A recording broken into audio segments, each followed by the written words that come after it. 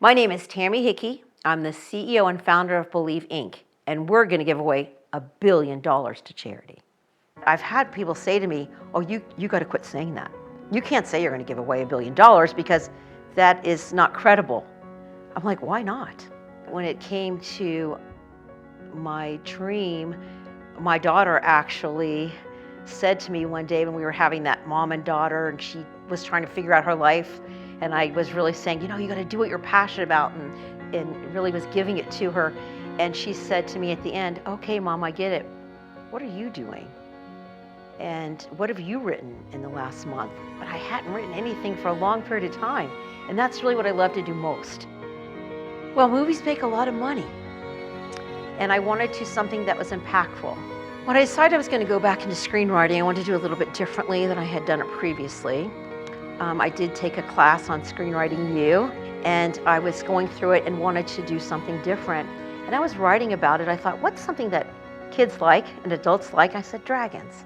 So I started the story, and the process you go through with them, you really develop your writing and your skill set, and I was honing in on that. And that's kind of where the dragon story came to be.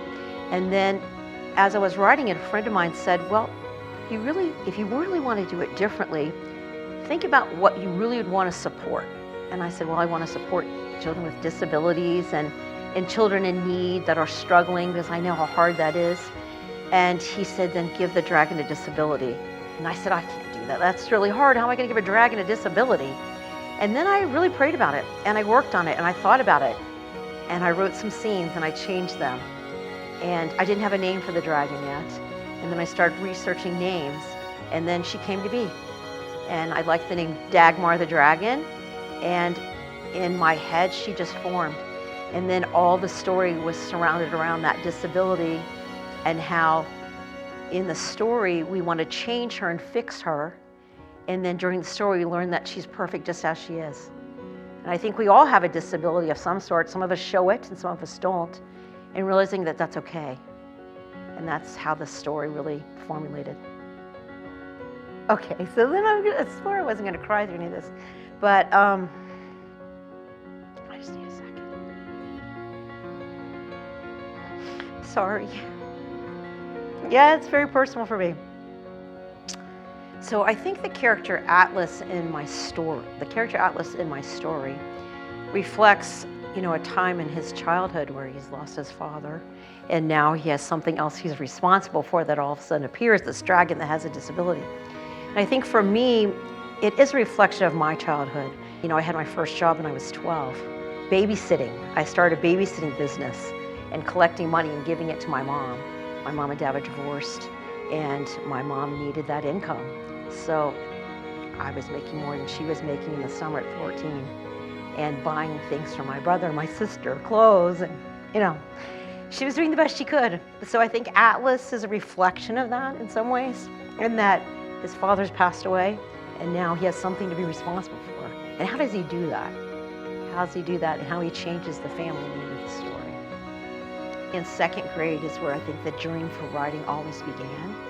And in second grade, I had a wonderful teacher, Miss Frazier, and she taught me the Dewey Decimal System. She taught me how to research. She taught me how to write. And from that moment on, I became a writer. I thought, all right, I'm going to do this, and I'm going to do it different. So I took that second grade little girl, and I really thought about, what would Miss Frazier say right now? And she'd say, do it. Just get started. Take the first step. I want to be the film that gives all the money away and makes a difference and changes things and wins an Academy Award. I told somebody the other day, I've already designed my Academy Award dress to attend, and I'm going to put a little patch on there of all the businesses that have donated to Believe, and I'm going to wear them into the Academy Awards. But because of them, that's why we'll be there. And I'll hope that everyone that donated $5 or $5 million is home watching, cheering us on, because by the time we get to the Academy Awards, we already have given quite a bit of money away. I feel like we're going to do more. We're going to give away more than $1 billion, because we're giving it away to our charities too, not only from the ticket sales from the film, but from all the streaming. We'll get to $1 billion with our trilogy, I don't have any doubt.